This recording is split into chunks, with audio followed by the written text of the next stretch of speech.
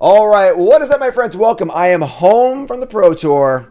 Long trip, almost 2 weeks. CommandFest Dallas, right into the Pro Tour. I flew to Dallas, did the cool stuff. CommandFest was really, really fun. You see these pictures from that in here. And then I flew right to Dallas for the Pro Tour, tested all week, and then played the Pro Tour. Now I'm home, and I'm going to go over my whole event with you guys right now. Of course, my team did medium. We'll go over that as well. I did pretty good, no spoilers. And we're going to go over the entire testing process, my travels, the fun after-hours activities, and the Pro Tour itself right here, right now. I'm on the airplane. There I am. I got my cool headphones, and I'm ready to rock and roll. Flying down to... Oops, wrong button. Flying down to Dallas, and who do I meet? That, folks, is the Goblin Lackey. That's Cassidy. And Cassidy's been my assistant now for about, I don't know, 5-6 months. And I finally got to meet him and hang out with him, which was awesome.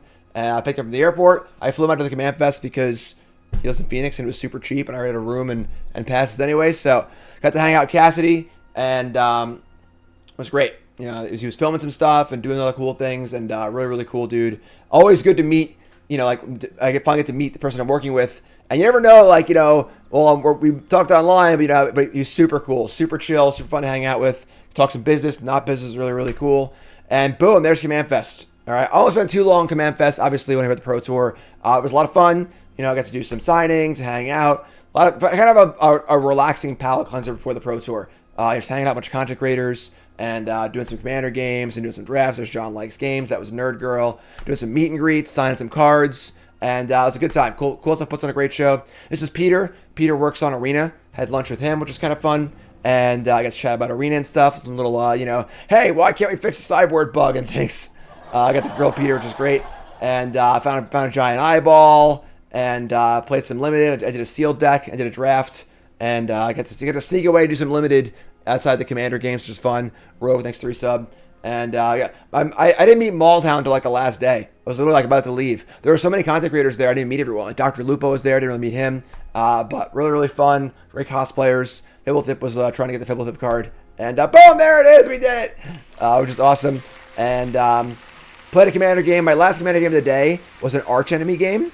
The folks playing with me wanted to know if I want to play Arch Enemy, so I did. It was actually really fun. It was like by far the most fun Commander game I played. Arch Enemy is a 3v1, where it's 3 versus 1, but the one, and I was the Arch Enemy in this case, has like a deck of like extra cards, and like every turn, it flips over and like gives you some big effect. So it's like every turn you start your turn with 3 mana and draw a card, or each opponent sacrifices a creature. Yeah, some nice scheme cards, right? And it was really fun, honestly, because it was cool because like everyone had a clear incentive. You know, I was trying to kill them, they were trying to kill me. No, like, well, you insulted my brother 16 months ago, so I'm gonna attack you. You know, so it was a lot of fun. And that was cool. Z-Back's leading a little, they're doing some cowboy dancing and stuff. You get Veggie Wagon, and that was all fun and games. But it was time to go to the Pro Tour, right? So that was fun. Sunday, go to the airport, get in an airplane, and boom. Off of Seattle we go. This is our testing house. Logan, big props to Logan. Logan took the wheels on the organization and found us an awesome Airbnb. You can see it was super nice, tons of room, great play space. And we were a little shorter than usual here. We only had like 8 people for most of the house. You can see here, left to right, Martin Yuza, Logan Nettles, aka Jabberwocky Yamoto, Gab Nassif, Reed. You got Brent leading in, then Arne in the back, me, and then Theo. And this is our very first draft, getting into the house. And, you know, get in the house, we got work to do, right? We got to test standard, and we got to do some drafts. Always hard to balance the two, because you want to draft and sub and standard and so on. So we did some drafts, and, you know, we have a little placeholder cards to lay out the pairings and stuff, which is super fun. And there we are. So this is what it looks like inside a testing house, running the drafts. And my first deck went 2-1, was pretty cool. Green-white, you know, a little green-white, all commons and uncommons, kind of a precursor maybe to my Pro Tour, a little foreshadowing. And just hanging out, just playing standard, practicing. The team was pretty split. We tried a lot of brews. I'm going to play some of the failed brews on stream today. Look for those on YouTube in the future. We had a lot of cool ideas. We had some artifact decks. We tried pirates. We tried some make your own luck stuff. We tried, I don't know, like 1 or 2 things I probably can't remember. We tried a lot of things, but the problem was that the time frame was just so unbelievably short. So the set came out on Friday of CommandFest officially, a day or two earlier on the online platforms. and then decks were due Wednesday. So it was like less than a week from a set coming out in paper to Wednesday being deck submissions. We had a really, really short time frame, and I really love having the Pro Tour so close to a release because it gives, a chance for people to break it, have like a really cool deck, in the new format and stuff. But this was too close, just a little bit too close. I think if we had one more week, it would have been a much more interesting Pro Tour as far as deck selection went. I ended up just playing Esper mid-range because we just didn't really have a better deck, because we just played it safe, honestly, and lots of people did that. The team ended up being split on decks. We'll go over that a little bit. We got more drafts here. This is a pretty cool crime deck I drafted with 2 copies of Satoru the Infiltrator, a Marchesa. Really cool. This deck was cool. Went 2-1, I think. And, just hanging out. Theo made some food, which is super cool. It really is awesome. It is a lot of work. But again, I view these Pro Tour trips as vacations for me. I bank up my content, I get all my work done, and then I go away. I actually get to hang out in the house with some of the best Magic players in the world and just play Magic and have a common goal and, make food, hang out, have a drink or two. Really, really cool. More draft decks. This one didn't really work. Kind of a Graveyard Jund deck.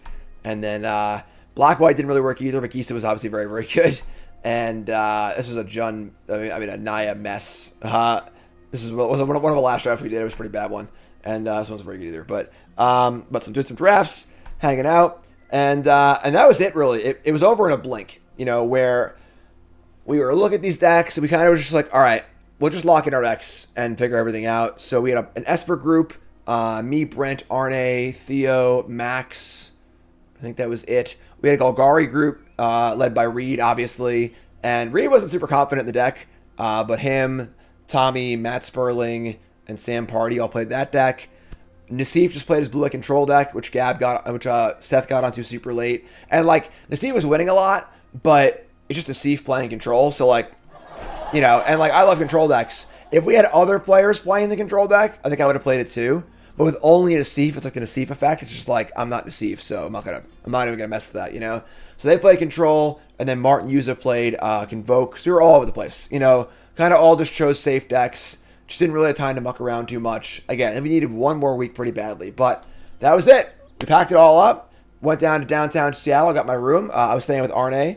And, we were in different hotels or whatever, which is kind of cool. That's the view from our window. There's the Space Needle. Kind of far in the distance there. Didn't really see it. And then, folks, it was Pro Tour time, right? So, go to registration party. And I kind of just hung out briefly. I have to do my prediction article on Thursdays. So, I watched everyone do a draft. Went back to the hotel. Had a drink, had a burger, wrote my article, which is kind of cool, and then we were ready to go. We consider Domain a little bit, but Domain's very polarized. It has really good matchups, really bad matchups, and we didn't like the risk of that. And I don't know, it was definitely a good choice. The PT, obviously, it won the whole PT, but the winners was pretty good too. So get my article done, get a good night's sleep, and say hi to some old friends. This is of course Liz from Star City. And I got some of my Star City friends. Jared Silva also helps run the events too, so cool seeing them again. And that was a lot of fun. But I'm sorry. First, before the Pro Tour, I'll get a few pictures from home. So there's Cassian looking out the window. There's Karn hanging out in the goal. But here we are. So it's Pro Tour time, and all ready to go. Starts out with a draft. So those that don't know, the Pro Tour is draft and standard. 3 rounds of draft, 5 rounds of standard, and then cut to day 2. You got to be 4-4 or better to make day 2. And then same thing on Sunday. 3 rounds 3 rounds of drafts, 5 rounds of constructed, and then cut to top 8. So here we are. Boom. There's draft packs. They had little cute envelopes this time. Usually we just have a little paper around them. This time they had cute envelopes. And here's our first draft deck. I'm going to go over the draft in detail on my Bronze Mythic channel. I'll go over both drafts in full detail. But you can see here, basically just green-white commons. Pretty cool deck, honestly. My white was super open in my seat. Green wasn't that open, but the green cards are just so good that I'm only playing 5 green cards here, and I guess 4 of them are awesome. One of them is not very good. I didn't reach for this guy, but kind of just really fast curve. Only one removal spell, but super low curve. Really cool synergy with the mobile homesteads, the Wily Duke, and the Holy Cows to get extra lands in play, and then one big Bounding Feldar on top. And that was a deck, just kind of simple, scrappy, green-white beats. And I was able to take down the 3-0. There you go. Bronze Mythic, 05 Pro Tour 3-0. Just how we do it here. And I had my teammate Brent at my table. We ended up not playing. I also beat John Emmanuel Duprat in round 2, former world champion. And John Emmanuel was playing a Is It deck with Archive Trap and the Clone. Archive Trap and the Clone. Got me one game. He was able to copy the Archive Trap and kill me, but I won the match, thankfully. And put it to blue-green opponent round 3, and boom. 3 out of draft, on to Constructed. And here's the deck that I played in Constructed. Just Esper mid-range. Nothing really too exciting. I know. I wasn't thrilled to be playing it, honestly. I don't like playing the most played deck in a tournament. Not just to be contrarian, but because, like, obviously everyone's trying to beat you. And some folks will really try and beat you. But deck's obviously fine. But deck was exactly fine, as we'll go over and we'll see in the event. And my first round of Constructed was against none other than Hall of Famer Shouty Ahsoka. It was obviously one of the best players of all time. And Shouty was playing Blue-White Control. And we got a draw. There were a lot of draws in this tournament, folks. The round clock used to be 55 minutes for Pro Tours. They lowered it to 50, like when the Pro Tour came back. And this one really, really hurt. So game 1, I think I could have scooped a little earlier. But it was only like a 10-minute game. And then our game 2 was just 40 minutes long. Just 40 minutes. Weird game where like Shouty used like 3 Sunfalls, like at a populate, and 2 lockdowns in the first like 8 turns of the game. So he was almost out of wraths. And I like flipped 2 wedding announcements and like super, super long back and forth intricate game.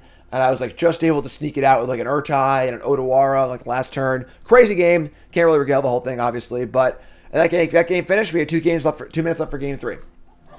And I think we were both playing lightning fast. Like, Shouta is known as one of the fastest players on tour. I think I was playing very fast as well. I think I could have scooped game 1, I think, like maybe like 2 turns earlier. So maybe I wasted like a few minutes there, but holy shit. And then as a note, just to show how many draws there were in this tournament, Shouta had 2 draws in this tournament and is known as one of the fastest players on the Pro Tour. So, pretty crazy. I think there's just a lot of, like, physical material in Magic these days. There's a lot of, like, obviously a lot of things happening, but, like, tokens and dice and cards flipping and, like, just a lot of things you have to do mechanically also. So picked up a draw. Not ideal, honestly. I think, you know, some of Esper's better matchups are the more aggro decks, and obviously didn't play against those anymore. So, round 5, I play against Kazun Kasoka, I might be saying that wrong, playing the combo deck Teamer Ramp. This is the lands deck, you know, very, very powerful deck, but everyone was very, very aware of it, obviously, and there's a lot of good graveyard hate, rest in peace, being put in the format. And yeah, we played a pretty interesting match. Game 1, I got crushed. And then game 2 and 3, I was able to pull it out. Some deep cavern bats. Sorry. Game 1, I actually had the good Rafine draw. I had batted Rafine in the play. I feel like I never had Rafine ever in testing on turn 3, like literally ever. So I felt really good. He won game 2, and then I got game 3. And then, unfortunately, get paired against my teammate. Arne was 5-0 at this point, and I was 4-0-1. So we're crushing it. We were at like table 2 or 3. And played at Esper Mirror. Our deck was like, you know, 73 of 75. He had the Bat God main, which is very good in the mirror, unfortunately. But games weren't super competitive. You kind of just had better draws. Probably played better than me also, honestly. So, you know, it was kind of close, but not that close. So, lose to Arne, which obviously isn't the worst. Lose to a teammate, but, you know, kind of stinks a little bit. So, Arne moved to 6-0, and I moved to 4-1-1. And then my last 2 rounds were the least amount of fun you could have. So I was 4-1-1, which is a great record so far at the Pro Tour. But then round 7, I play against David, who's playing Dimir Control. 61 cards. I lost to a 61 card deck, though. Just like anti-Esper Dimir. This is why I hate playing the most known deck at the Pro Tour, because this deck was literally built to beat Dimir. 4 go for the throats, 3 long goodbyes. You know, Path of Peril, Cover Up, Shieldred, Bat God, rough. You know, 5 Field of Ruins for my creature lands. Just mopped the floor with me. Honestly, my draw is really bad too. I mulled to 5 in game 1, and then I was on the play, and I actually had 2 drop into Wedding Announcement on the play, and Wedding is really good against the Dimir decks, but he just had one of the 2 negates. So whatever. So Lou's kind of a crappy one, and then game 2 he just destroyed me. And then the final round I played against Alex.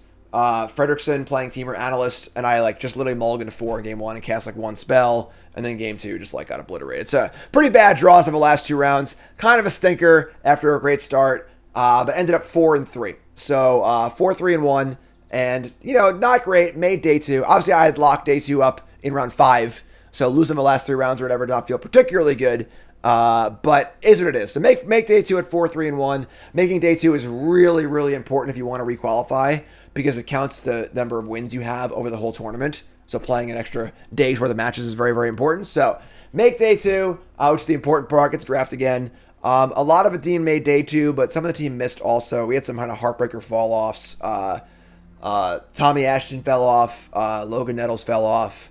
They're both not qualified for anything anymore. So it kind of stinks, having friends lose their qualifications and stuff, but is what it is. So right back at it. Went back to the hotel. We all had dinner at the hotel bar, watched the hockey game, went right to sleep. And Pro Tours are absolutely exhausting. Just 11 or 12 rounds of extremely hard Magic. It's the best in the world. Very mentally taxing. All right, so next morning, get up, had some breakfast at the site, and boom, we're right back in there and ready to rock and roll with draft number 2. Brent was in my pod again. Again. And there's my pod up there. I should take pictures of the pod every time. But pod was Martin Dominguez, Sean Goddard, myself, Stefan Schultz, Lucas Lim, Brent Voss, Tony Martos, and Justin Warden. And what did I do? But draft green-white again. And it's funny because so green-white is like the best archetype in the format, right? And again, I'll go over these drafts more closely in my Bronze Mythic draft review. I'll do that on stream after this, but that'll be in my different video for our YouTube folks. And green-white is the best archetype. I think green's the best color. White's the second best color. Green White's great. And usually I'm a little more contrarian when it comes to the Pro Tour drafts, where like in Pro Tour Lord of the Rings, black was by far the best color.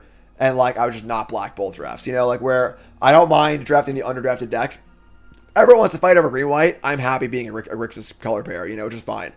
But both drafts in this Pro Tour just kind of lined up, or green white was open enough, and didn't open any bombs. I had the one Anti-Duke in the last draft, and then I had 0 rares in this draft. And it's kind of weird this one because there's a bajillion rares in the format, but just another solid green-white deck. And beat someone in round 1. I don't remember, honestly. I played against Martos in round 2. I teamed with him for Pro Tour Neon Dynasty on Manguchi's team, which is super cool. Get to meet him in person.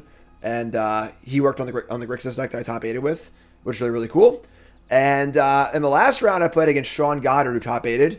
And I was 2-0, so I'm playing for the 6-0 in Limited. And Sean's deck was unbelievable. Sean's deck was literally the best draft I've ever seen, and he had 0 rares. 0. Chat's asking about the stamps. Those are Pro Tour stamps. They stamp all the cards, so you can't cheat. And Sean's deck was black-white, like pre-constructed sacrifice. He had 3 of the 3/2 when an ETB sack a thing, kill a thing.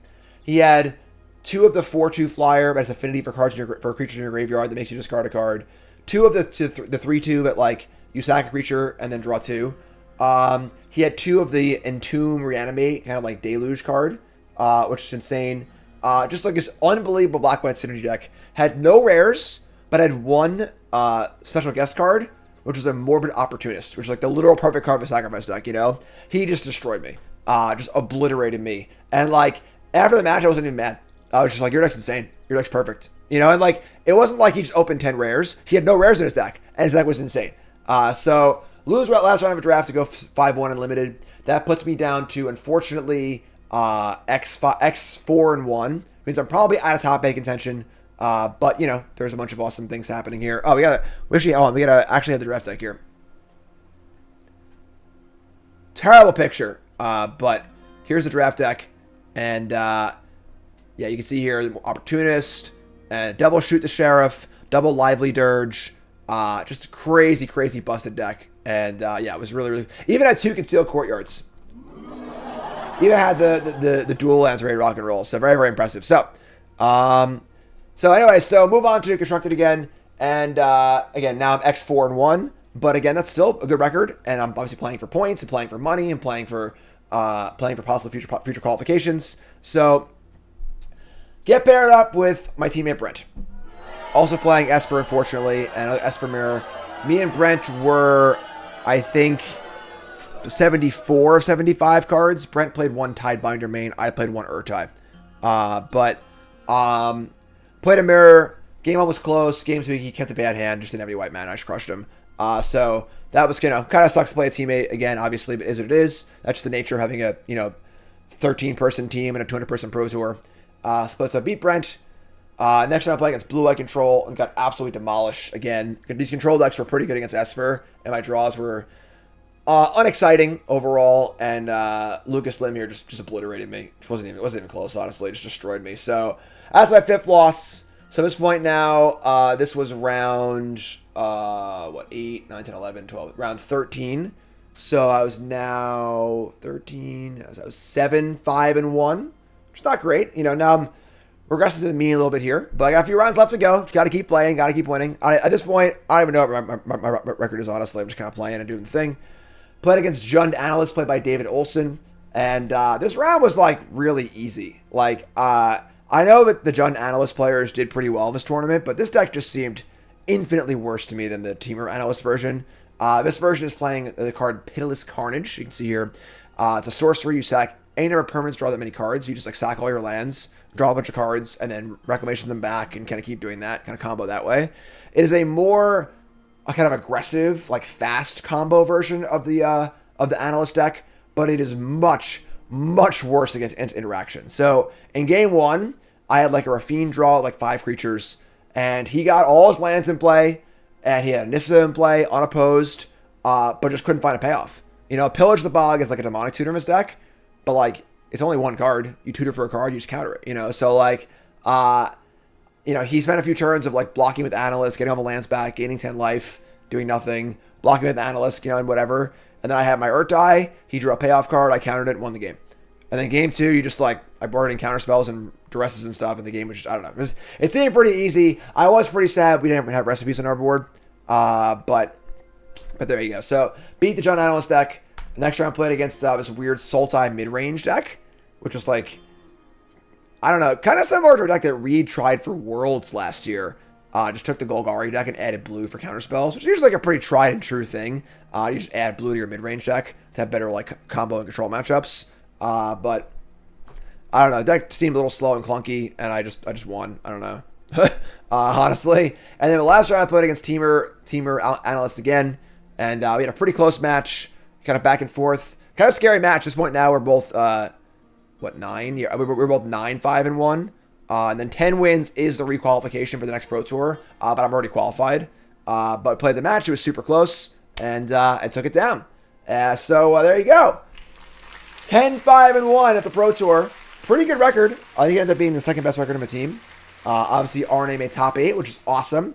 And then I think Reed was sitting next to me in the last round, but I think he lost, unfortunately. So yeah, there you go. Boom. And watch the last few rounds. Obviously, I just spoiled it, but RNA made top 8. RNA was playing for top 8 in the last round against Javier Dominguez from Team Handshake. And that was the last Handshake member live for top 8. And then RNA beat him, which is super awesome. So we knocked Handshake out of top 8, which is great. And then RNA made top 8, which is also great. And then here it is. Calling him out. This is RNA has a few top 8s at pro level events, but they were online. So this is RNA's first ever paper Pro Tour top 8. Obviously a huge moment for him. He was super excited. He said he was crying after the match and stuff. It was really, really cool. So there you go. There's your top 8 announcements. And with RNA afterwards, he was obviously super happy, as you can see here. And there's your final standings. So I came in 25th place. Unfortunately, top 24 was the next prize jump. 24th and higher got 4,000, and then 25th and down got 3,000. So still made $3,000. Came in 25th place. This is my second best Pro Tour finish ever in paper, not counting the online Pro Tours.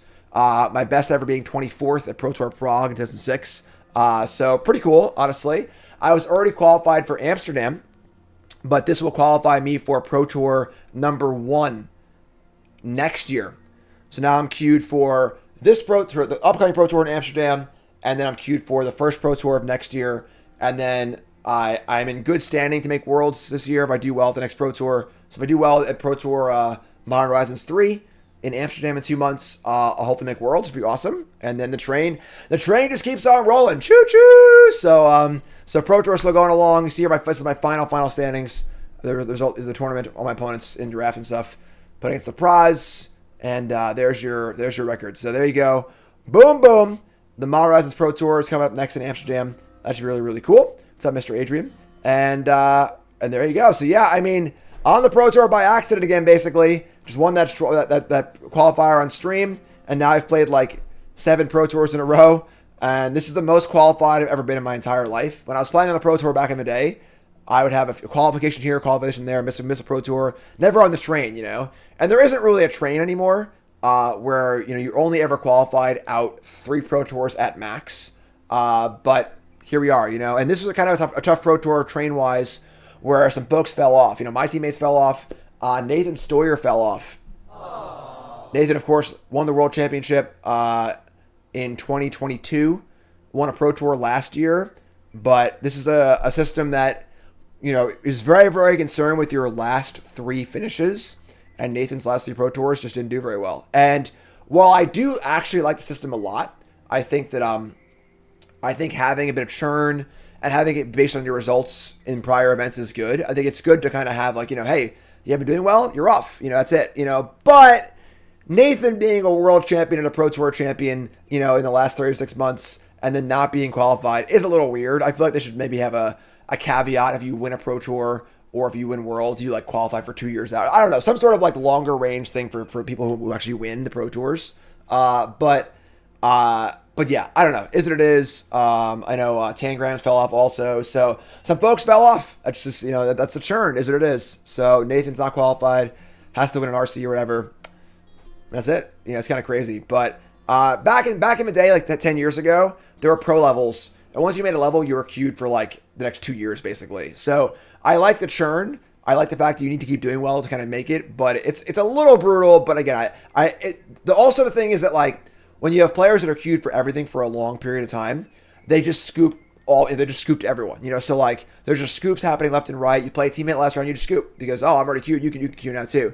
Whereas with the system now, you just play every round. Every round matters. Every win matters because every win you get counts towards your match points for the year, and you need certain thresholds to qualify for things. So like an example in the last Pro Tour, a person asked me to scoop in the last round, and I was just like, no, like I don't know how many points I'm going to need, because I don't know how the Pro Tours are going to go for the rest of the year, but I know I need points, so I'm gonna play. So that's a really good thing, having, you know, many fewer scoops, so on and so forth. So really, really great. So that's that. So won this foil Ren and 6. I don't want to buy it. I've been told it's worth like $3,000. This is like the only top 32 players got this. So now I have 2 of the regular ones, and I have the foil one, which is kind of cool. And that's that. So I got that, which is super sweet. And then we all went out that night. Watu was super cool and rented out a bar and just had free food and 2 free drinks for everyone playing in the Pro Tour, which is super cool. And we all went out, which is cool. Arnie didn't stay out long. Arnie had 1 beer and then was out of there, which is great. And but I did not get out of there. I was out super late, so we were out. This is Arnie and Gab playing some Pai Gow. It's a fun format where you open a booster pack and you build 5 3-card decks, and you play them against each player's 5 life. So it's like kind of a broken Funsley format. Yeah, a lot of it was just, you know, it was a bar. So you have the music playing and stuff. It was a lot of fun, and it was cool. Had some food there. Get to hang out with everyone. It was cool. Just like, you know, just a really, really good Saturday night palate cleanser. You know, aside from 8 players who are in top 8, everyone else is just done for the weekend. You know, super long weekend. Really want to have that palate cleanser. You want to have that kind of like unwind and relax. Super cool. So this is what you can never get to see. This is the life of the inside Pro Tour. This is behind the scenes, hanging out, you know, after hours and stuff, having some drinks. I was taking drink coupons from everyone. Arna gave me a drink coupon and stuff. I had a decent amount of drinks, drank a bit. And then all the WotC staff was there too, which is great. And I was hanging out with Abe Corrigan and some of the WotC staff. And they're all like, so the bar was closing at midnight. They're like, hey, we're all going out to a dance club. You want to go? I'm like, all right, sure. Let's go to the freaking dance club. So WotC staff, me, Simon Nielsen, Javier, and then Gab came, Logan came, Calcano came. We're all at this gay dance club till like 3 in the morning. It was awesome. For those who don't know, also, gay dance clubs are literally the best. even if you're not gay, like, they're just so chill and relaxed. They have like this perfect aura of just like, everyone's just chill. Everyone's there to have a good time. No judgment. Everyone's just doing their thing and having a great time. You know, I feel like at a regular dance club, there's a lot more of like, you know, kind of like macho showmanship, you know, I don't know, sort of like, there's like, you know, expectations and stuff like that too. Whereas like, it's great. I've been to a lot of gay dance clubs over the years, and they're freaking great. They're awesome. Just super, super cool. Everyone's dancing. Gab's dancing. Logan's dancing. Great. So really, really cool. That was a ton of fun. It's out till like 3 a.m. I paced myself perfectly though. You know, I'm almost 40, so I'm a little older. But I felt pretty good, honestly. You know, wasn't super hungover, so that was really fun. And then the next day, of course, is top 8. Sleep in. You know, stroll into the event hall. Make sure Logan was all right. Logan was having a good time. Make sure Logan's all right. You know, and yeah, check out the Pro Tour. Arne wins his first round of top 8, which is awesome. Beating Lucas Deschal. You can watch it on YouTube. All the games are on YouTube, which is super great. And then, unfortunately, Arne loses to the eventual winner in the domain matchup. So Arne comes in third, fourth, which is still a phenomenal finish. $15,000. Obviously, one of the coolest things about being on my team is that you almost always have someone to root for in top 8 on Sunday, which is super, super cool. I know, right? Look at old man Jim able to keep up with the kids. But yeah, so obviously awesome for Arne to do so well. Really, really cool. And then after Arne finished his match, we went out to a little lunch. Super delicious Indian place, like right next to the event center. It was really, really good. And that was really fun. I don't remember his name. Shit. That was it's from left to right. It's Arne's friend. Fuck, I forgot his name. I don't remember. But he was cool. We were hanging out with him, chilling. Arne's friend. I got Max in the back. Me, Brent, and Reed, of course. And just delicious, delicious Indian food. And then just kind of hanging out. You know, people were like kind of leaving for their flights and stuff. And I went back to watch the finals. You can see Ikawa. I'm probably saying it right. Ikawa beat Takahashi in the finals. They were teammates. Super cool. So an all Japanese finals is pretty cool. Love seeing the Japanese pros crushing it, which is great. And there's your finals. All Japanese pros hanging out and stuff, which is really, really cool. And there's Maria and Corey on the desk, which is fun. And that was kind of it. You know, walked around Seattle a little bit. That night, just took it super easy. Went back to the hotel room, watched the Rangers game, ordered pizza, and that was it. Next morning, I got up, walked around Seattle for a little bit, found the light rail. Took a while to find it actually, because I'm just an idiot. Yeah, I got some street tacos, quesadillas, and some churros, and that was it. On to the airport and flying home. So that's it. That's my whole Pro Tour. So 25th place, $3,000, and then a $3,000 Magic card. Cube for the next 2 PTs. Most of the team is requalified, so we're doing Amsterdam. Am I nervous about the Modern Pro Tour in Amsterdam? So I play a lot of Modern? I mean, no. I can play Modern, whatever. You know, it's fine. I'm sure it's going to change a bunch, too. That's it. So obviously check out all of the coverage on the official Magic channel. Watch the matches and stuff. I wasn't on camera at all, unfortunately. So I thought me and Shadow were going to be up, maybe had a chance to be on camera, but whatever, what are you going to do? So, and that's it. So, again, look for that draft review recap on the Bronze Mythics channel for if you're watching on YouTube. If you're watching on stream, you'll see it right now. And then we're going to play some of the decks that I played, that we worked on, but didn't quite get there on stream as well today also. So that's it. All right, so awesome. YouTube folks, love you. Like, comment, subscribe. I'm out. Peace. Thanks for watching.